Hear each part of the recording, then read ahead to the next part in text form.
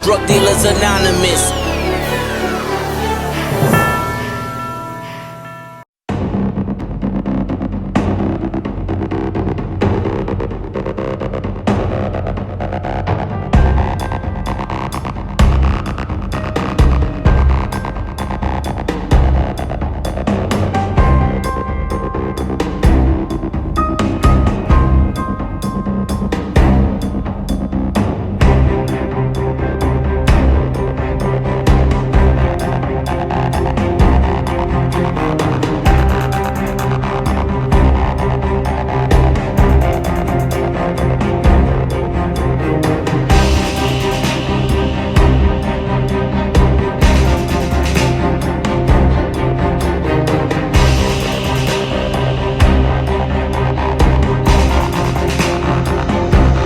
The killing of Colombian drug lord Pablo Escobar is sending a tougher message. At least that is the hope of Colombian and U.S. officials.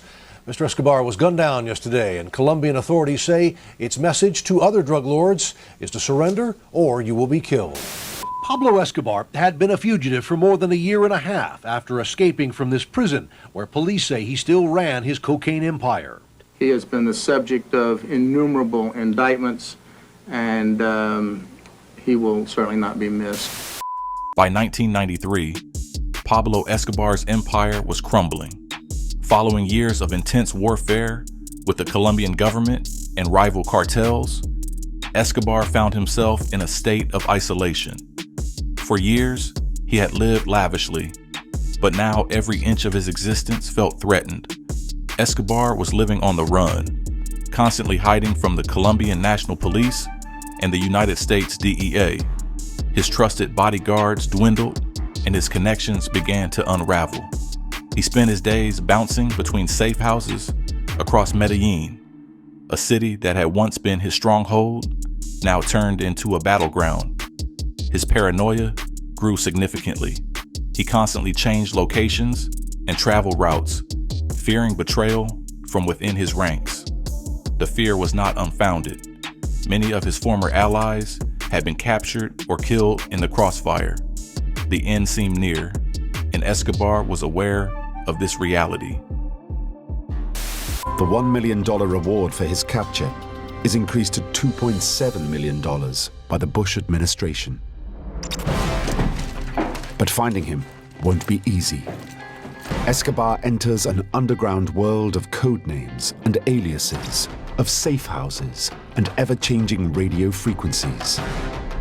He did it successfully for quite a while, running around in that taxi, with different costumes, whatever. As December 1993 approached, the pressure escalated. Escobar's family, worried for their safety, forced him to make heart-wrenching decisions. In a desperate attempt to shield them from the violent repercussions of his lifestyle, he instructed them to leave Colombia, thinking this would protect them. Escobar remained optimistic, believing he had to stay and maintain control over what was left of his empire, to fight against the odds. On December 1st, his 44th birthday, Escobar was aware that he was being hunted. However, he was also proud of his legacy, which include vast wealth and power. Reports indicate that on this day, he met with close associates to strategize potential next steps. However, the sense of impending doom loomed over every conversation.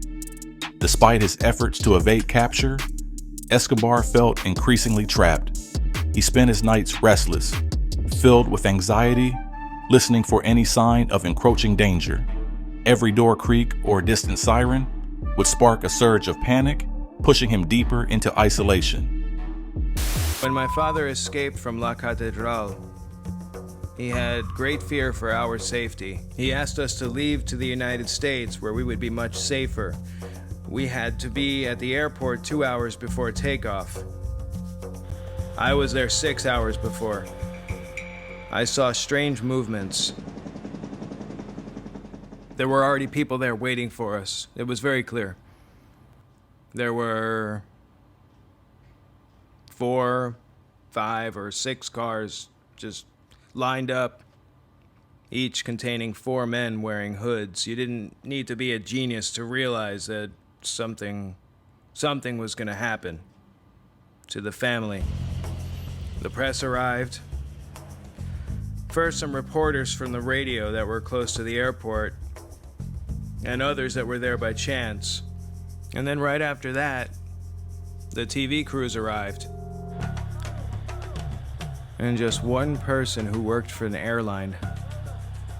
He approached me very discreetly, and he said, "Whatever I can do to help, just let me know." I asked him to please help us and get a helicopter. I had the money to rent a helicopter and get us out of there. The only thing that people who were there to kill us didn't have was a helicopter. Even though Les Pepes were in control of the airport, Sebastian was able to escape by a helicopter from what seemed like sure death. His father, still fearing for his family's safety, arranged for them to be brought to his hideout. That night, we were already reunited with my dad. We saw it on the news that the U.S. ambassador, if I'm not mistaken, his name was Morris Rusby, he had given the order to cancel our visas. This was part of the plan, to keep us as bait. On December 2nd, 1993, Escobar had taken refuge in a middle-class neighborhood known as Los Olivos in Medellin. Having relocated here recently, he believed that the relative calm might offer him a temporary sanctuary. The house stood modestly on a quiet street, providing an illusion of normalcy as police continued their pursuit. However, Escobar's luck had run out. The intelligence gathered by the Colombian National Police, particularly the Search Bloc, led them to pinpoint his whereabouts.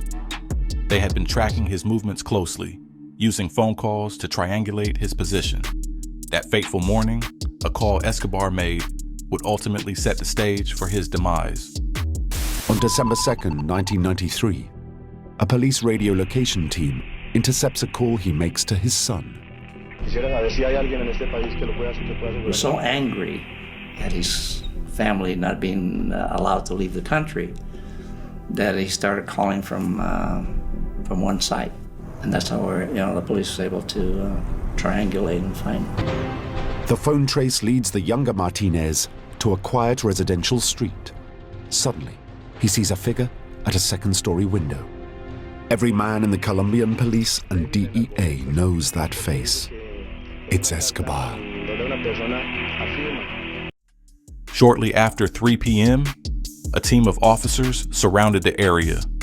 Escobar, in a state of heightened paranoia, knew the walls were closing in. As he received word that police were closing in, he attempted to flee the house alongside his trusted bodyguards. A chaotic gun battle erupted as police zeroed in on Escobar. Officers exchanged fire with the Kingpin and his remaining guards, who were determined not to be captured alive. The intense shootout lasted for around 15 minutes, filling the streets with chaos. With each passing second, Escobar's chances of escape dwindled. His entourage was outgunned, and amidst the confusion, Escobar fled to a roof, trying to evade capture. In a desperate final act of survival, he attempted to navigate through adjacent houses, but the police maintained their tactical advantage. It was during this frantic moment that Escobar was finally cornered.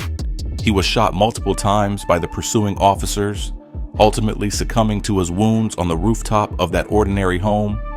The sight of his body laying lifeless, smeared in blood, became a somber yet defining image of his fall from grace.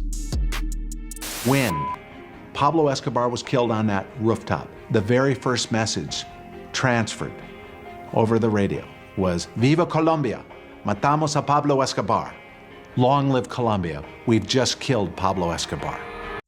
The news of Escobar's death sent shockwaves throughout the world. Many Colombians expressed relief, believing that the violent chapter of their country's history had come to a close. The cartels that once held Colombia in a grip of fear changed forever. However, the repercussions of Escobar's reign were not simply erased with his death. Pablo Escobar left behind a complicated legacy. For some, he remained a controversial figure, seen as a benefactor to the impoverished, while for others, he represented the chaos and violence of the drug trade. His wealth, accumulated through bloodshed and crime, had fueled a cycle of violence that would last long after his demise. While his death marked a turning point in Colombia's fight against drugs, the scars left by his actions continued to affect the nation. The drug trade didn't simply vanish. Instead, it evolved, leading to other powerful figures emerging to fill the void left by Escobar.